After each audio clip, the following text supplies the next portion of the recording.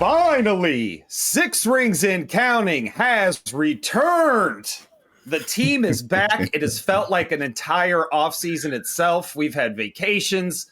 We've had prior commitments. We've had this. We've had that. But Lou, we are back just in time for the first big divisional game for the Pittsburgh Steelers. I'm sorry, the AFC. Oops. I just crapped my pants. The AFC North leading Pittsburgh Steelers. We are running away with this division and not even playing great football. Yeah, it kind of make you think we should have stayed away. we increased our lead once we went away. We might have been the catalyst to this whole thing. But yeah, they, at this point, everybody's saying Pittsburgh has no business not winning this division. I mean, I disagree. Have you seen Pittsburgh play? I mean, and then at some point in time, Lamar's going to come back. Their schedule gets easier. They're going to win some games. I mean, until they show me they are that bad for the year, I won't believe they're that bad. Yeah. And this game this week is going to be intriguing because as mundane as Cleveland is on offense, their defense is that good. Mm-hmm. I mean, whether people want to admit it or not, the Ravens put up all this points. Look at the time of possession in these games. It's so one-sided. They're just getting tired. I mean, they held Green Bay to 10. Oh, 100%. I mean, they shut the Vikings down until the end when they were gassed. Now, excuse me, they were gassed. I mean, this is going to be an interesting game. It really is. I think a lot of this, the fan perspective in me says we have no business losing this game.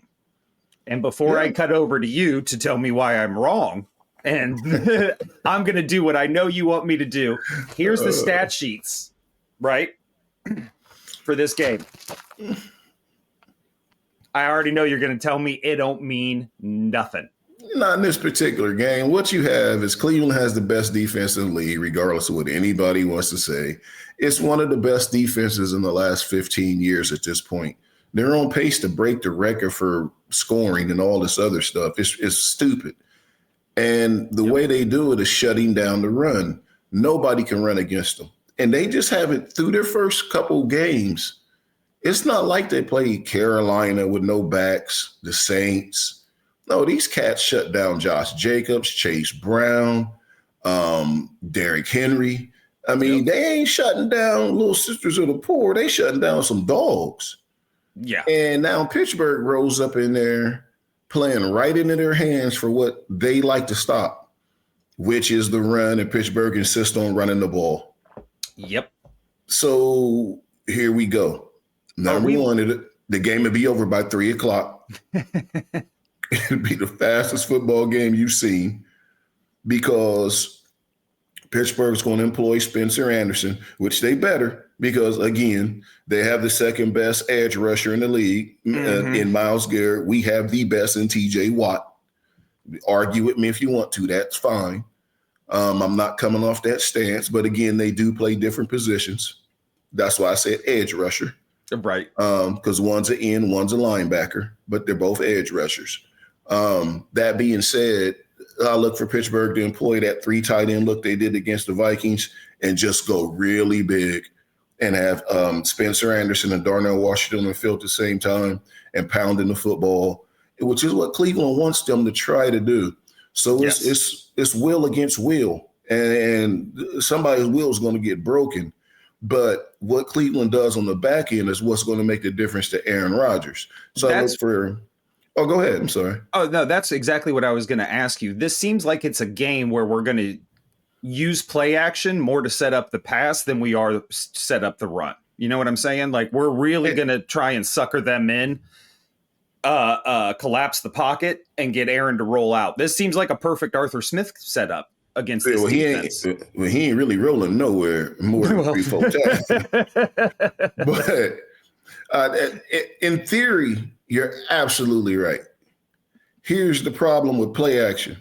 If you can't run against their base, why do they have to come up in your play action?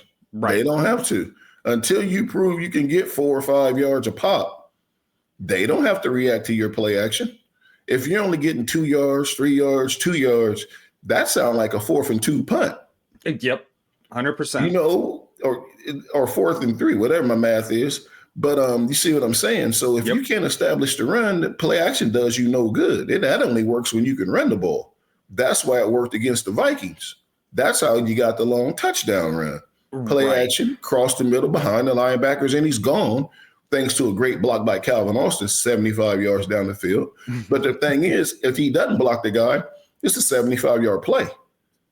So regardless, the beginning was still going to be there. Yeah. And then Cleveland, and that was against a 2 high safety look. Cleveland doesn't play that. They play a single high safety. So look for who's the number 2 receiver? Because his ass is going to be open this week. Right. But if Calvin gets on the field, I don't think Calvin's playing. I don't think Calvin's playing. Scourneck is questionable. I honestly, look for Jonnu Smith and Pat Freiermuth to be heavily involved in this game. Yeah, they eventually Freiermuth has got to do something. His snaps are getting cut. What's going to happen with him is going to get traded by the deadline if they're not going to get him on the field because they're paying him $12 million. You ain't going to pay him $12 million to play as many snaps as I'm playing, or he might get 5-10 more snaps than me. You know, I mean, why pay him $12 million? So they'll get rid of him. But if Roman Wilson is ever going to do anything, it's this week. Yep. Because they say, you hear it all the time, teams are playing the 2 high safeties. Pittsburgh's got to go to this look. He's the 3rd receiver. That's why it takes him out of it. Well, no Calvin Austin. He's got to move up to 2, or Scotty Miller. One of those 2 are going to have, and I guess this is my bold prediction for the week, either Roman Wilson or Scotty Wilson has 80 yards receiving. And 80, you go bold prediction, 80, yeah, they have none now on the year. Scotty Miller might have 20? Roman Wilson has 1 catch this year for like 7 yards in garbage time. Yep. And Scotty Miller is not on the stat chart for catches. See, there you go. So, or my man 15, if he plays, somebody's going over 80 yards, not named DK, because DK is going to be running against Denzel Ward. And that's just going to be that's a hellfire day for any receiver. I mean, it's just, you got to grind it out. Absolutely. So I can see those 2 having a little crash out moment. Yeah, you got best on best right there. So you're going to have to come over in the back end. This is a Jonnu Freiermuth game, like you said, but I think the biggest difference will be whoever's lining up opposite DK. It's your time to shine. And Cleveland just traded Greg Newsome. So the corner they bring in is not going to be up to speed. You know, they're going to have a new guy that's going to be popping in and out like Julius Peppers did for Pittsburgh when he first got over there. 100%. So you got to take advantage of that. But if we think we just going to line up and run, 13-10, there's your game. Yep. Because 100%. that method is going to leave our defense on the field just like it's going to leave theirs on. And you're going to have one of those ugly, old school Pittsburgh Ravens games. Remember them games, 13-9? I mean, that's what you're going to look at because that's from our offensive standpoint. Defensively, we lose Ramsey, but we get Porter back. Can we get everybody back at the same time? Wouldn't that be swell? Wouldn't that be swell? But the good thing is Porter's back on a week where he can come back and take a breather.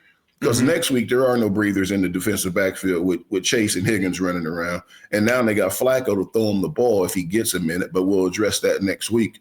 But this week, there's no super big threat to Porter, so he can just go out there. Jerry Jeudy ain't doing shit. You know, Isaiah Bond's the best receiver they got. He's a rookie, but if we can't guard Isaiah Bond, we might as well not even show up the rest of the year. That's just the bottom line. If this kid comes in there and throws all over us, we may as well not even show up the rest of the year. 100%. I can tell you right now, you can stop with all that talk about the division because we will get caught. We have to talk about the elephant in the room, Mr. Willard. I hate to do it. I hate to bring this up. I know it's a triggering issue for you. You might lash out at me. We got our left tackle problem, my man. Broderick Jones is an issue. He is, but he's played better the last 2 games. It's still not where you need it to be, but you notice he played better. Why? They gave him some help. Yeah. Why are we the only team in the league that don't want to give our left tackle help? They weren't chipping. They weren't putting a tight end on his side. They just leaving him over there. So shit, he's struggling. I mean, and I'm all over him. And he don't get it together. We need to get a tackle. But at the same time, everybody can see that he's struggling, including the other team. Oh, yeah. So can we please line a tight end up over there? We line a tight end up over there over these 4, because you're facing 4-3 defenses this week and next week. Yep. They have a natural defensive end in place. They're going to line up outside of your widest. Put a tight end over there. Give Broderick a second to get back there. You don't put anybody over there who's lining up right on Broderick's outside shoulder. Put somebody over there. Or at least flex the tight end or flex your running back to block down on, it'll be Garrett. Block down on Garrett 100%. And knock him back into Broderick. Then if he whoops Broderick's ass, that's really on Broderick. But leaving him out there on the island, there's no tackle in the league blocking Garrett one-on-one, Watt one-on-one, Hendrickson, Hutchinson, Crosby. No one's blocking them one-on-one. Parsons, nobody. Parsons, yep. But all of those guys, all the teams that play those guys, help out the guy blocking them. Look what they do to TJ Watt. Yeah. A chip and a running back. Yep. Chipping with a tight end and then sending the running back to double. Pittsburgh just leaving Broderick Jones out there. That's just dumb coaching. Yeah. Let me ask you. Go ahead. I want to ask you this because you brought it up. Is there a chance, even just throwing it out there hypothetically, that we do move Freiermuth and try and bring in a different tackle? I'm not saying like an all-pro tackle. Nobody's trading a guy. But yeah, can we just bring in a serviceable guy for the rest of the year? I think the answer is no, because nobody's trading left tackles. Nobody in NFL is trading left tackles, especially in season, unless you have somebody, excuse me, unless you have a tackle on his contract year who's going to demand a lot of money and the team is not very good. Yeah. And then Pittsburgh has a lot to spend, and they have the draft capital to trade for him now, and then extend his contract with the money they have. That's the only way it would make sense. I don't have that list in front of me, but if that's not the case, then the answer is no. The answer is put your 310-pound tight end next to his ass and block Myles Garrett. Since you don't throw Washington the ball anyway, line him up right there all game, every game. And if Garrett go to the other side, you change the play. And watch him walk his ass across to the other side. And they double team him with the offensive tackle. You got 300-pounders blocking him all game long. Yeah. If he beats that, well, then pay the man $47 million a year instead of whatever you paying him. He need to be the highest paid instead of the third highest paid. Can I ask you to translate something for me? Because I'm coming at this as a fan, okay, and I'm just kind of looking over receiving stats and da. Of all of our receiving core, those who have a catch, they've played 4 games. Makes sense. DK Metcalf, Jonnu Smith, Kenneth Gainwell, 15, 14, 13 catches. Calvin Austin has 10. Pat Freiermuth has 7. Skournick, Washington, Roman Wilson, and Connor Hayward, 2 of those are tight ends, 2 of those are receivers, have a total of 6 catches over 4 games. Yeah. Do we have a problem are we just not throwing the ball? What? Skournick shouldn't have catches. Neither should Connor. Okay. The problem is and Washington really shouldn't, because he doesn't run the routes. Only time he runs a route is right on the goal line. Yeah. The problem is Roman Wilson. That's where the problem comes in. And then you have to look at targets. He only has 1, I believe. He has 2 targets, 1 catch for 7 yards. There you go. And that was in garbage time. Yep. So and that is 4 games played. And then you go back and look at his snaps. He's not even playing. So those numbers are where they should be. for what Pittsburgh's doing. And if he did something in practice, they would change that. So the problem's with him. Right. Well, I think we covered it earlier before the season started that there were rumors flying around that Roman Wilson was not catching up to this playbook. Like he just wasn't NFL ready as everybody thought he was from a mental standpoint. And if you can't catch this playbook, you might not make it in the league. Yeah. I mean, this is bland. This playbook has no salt and pepper on it. No, this is basic bitch. I mean, football. this is a nursing home food style playbook. I mean, we had Rip 28 Sweet, Power Eye Right 26 Dave. I mean, those are high school plays from when I played 30,000 years ago. That's basically looks like the offense that we were. Why don't they just line up in the wing tee? I mean, Jesus Christ. That's what's going to put the pressure on the defense this week, and that's what's going to leave this game, in my opinion, close when it shouldn't be.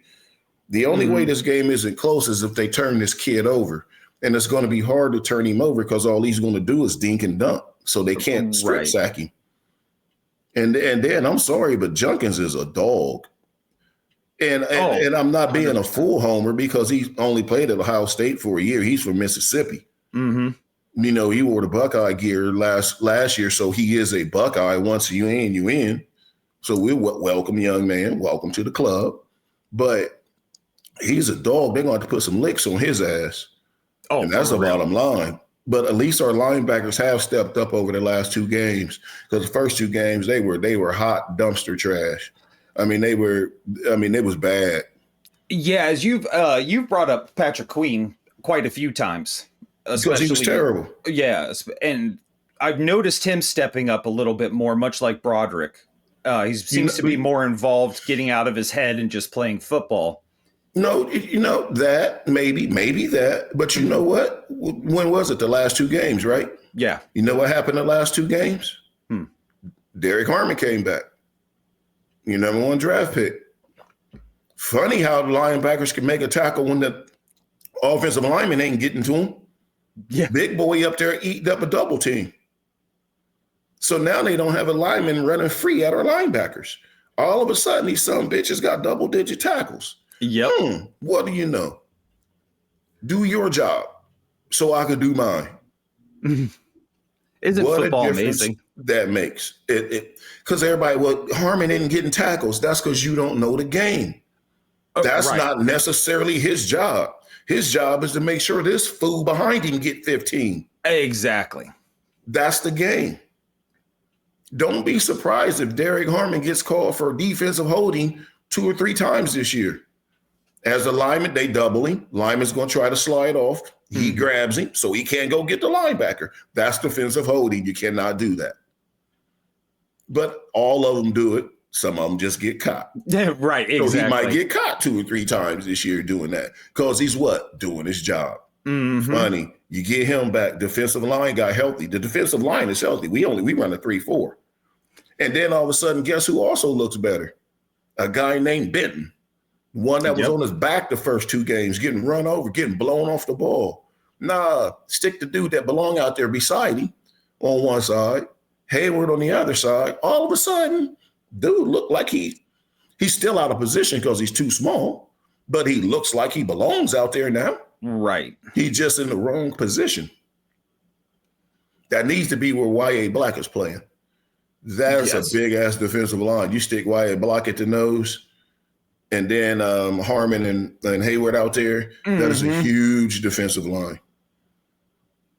But, yeah, so it's going to be interesting to see what they do against this kid because he's not – I would say every time he tries to throw the ball more than 20 yards down the field, he'll be sacked half of those plays. And there's a way to go back and track that, because you just look at air yards. How many throws did he have with the ball in the air over 20 yards? I'm not talking throw a 5-dude run for 20.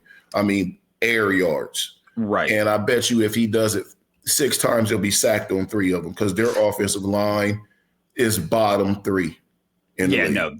It's trash. Getting pressure on Dylan Gabriel should not be a problem this week. It just shouldn't be. What they're going to try to hit Pittsburgh with is a million screen passes. So these teams are playing right into each other's hands. That's why this game will be over by, make it 2:45. It'll be over by 2:45. If they get a prompt kickoff at 1 o'clock, this bitch over, make it 2:30. But it's going to be a fast game. He who does not turn the ball over is going to win. And I'll get to a prediction in a minute. I'll give you two. I'll give you a fanboy prediction, and then I'll give you a prediction of what I think is going to happen. All right. Before we get to your prediction, I want to shift this back, though, real quick to the offensive side, because we've talked about how much we're going to run, fast game, da-da-da-da-da. Jaylen Warren's back.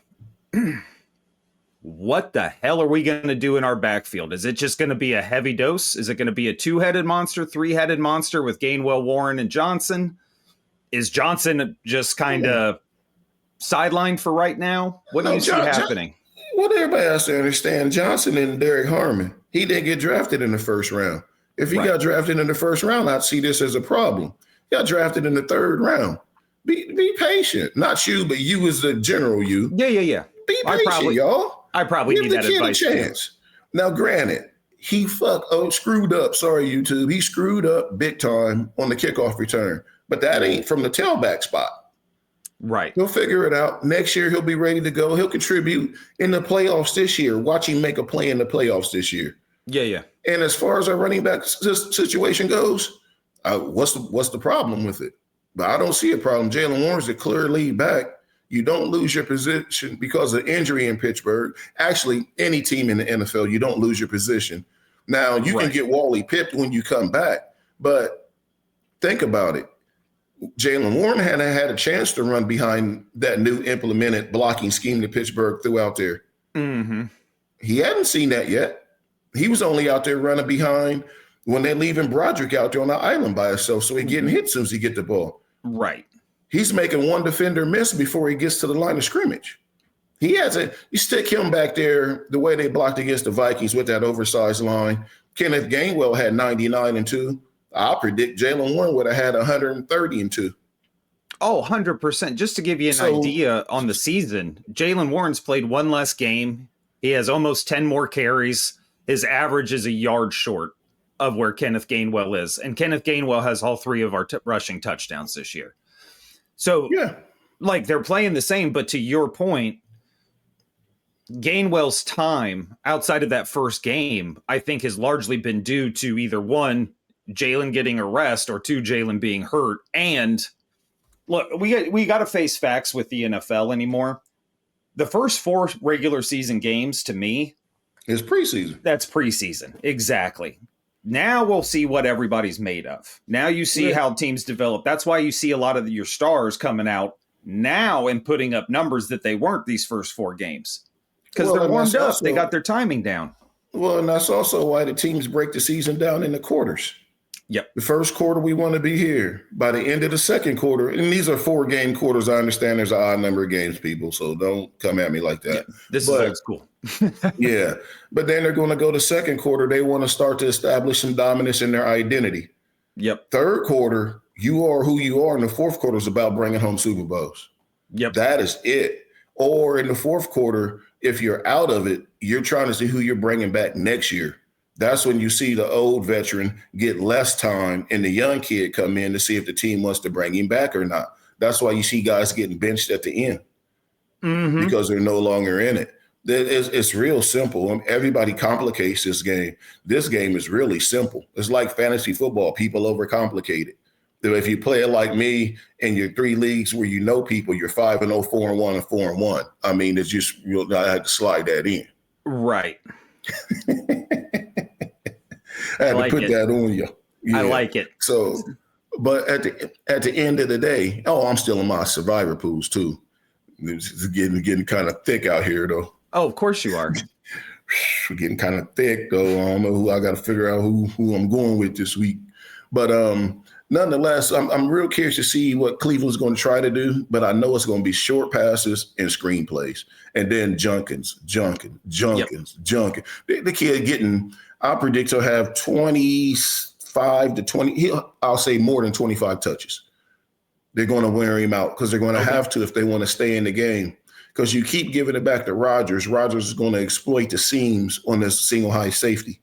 Whether it's Freiermuth straight up the seam, Jonnu straight up the seam. Actually, Jonnu will be on the crosser. Freiermuth will be straight up the seam. And then they'll pop a big one to DK and get a catch or a PI. I mean, in Pittsburgh, they should win this football game. Oh, 100%. And just to give you an idea, if you're wanting to wear out Quinshon this week, you could probably do that because the Browns got Miami at home after this. So you could see a big Jerome Ford game against the Dolphins. You hard on Miami this morning. Y'all should have heard me before we push play. Yeah, you hard on the Dolphins. I wonder why. I'm a truth teller. I wonder why. It has nothing to do with where our producer lives or how much he loves that team. It has nothing to do with that at all. Ooh-wee. All right. Yeah. Prediction time, Mr. Willard. You give me your prediction. Oh. Because I want to hear this one. Because I know how you feel about it. I do. I'm coming at it from the fan perspective, as I always do. If you're unaware or you can't see, I can take my glasses off now because I don't have pages of crap to read on my computer. If you can't tell by the way I look, I've never played football. I'm a total fan of this game. So my prediction is going to be very fan-based. And I will say we end up winning this 24-10. I think it's close for a little bit. I think we do turn over Dylan Gabriel, not necessarily interceptions, but fumbles. I think we, second half, just blow them out of the water. And I know 14 isn't a big spread for how these two teams look on paper, but I think in this game it is. I think that's a pretty good blowout win for the Steelers at home. That's almost the score I was picking. I was going with, I'll give them 2 field goals and a late touchdown. That's 13. And Pittsburgh 27. Pittsburgh 27-13. And the reason I say that is Pittsburgh's coming off the bye week. Yep. Tomlin has a crazy good record off bye weeks. But I understand this is a division game. They can call it a rival game if they want, but the other team has to win every now and then for it to be a rival game. It has to establish some winning streaks in it, not just we'll split this year, you beat us, you beat us, you beat us, you beat us. We'll split this year. Get out of here with that. The Ravens are the rival, but this is a division game, and that's the only reason I don't go worse with the score.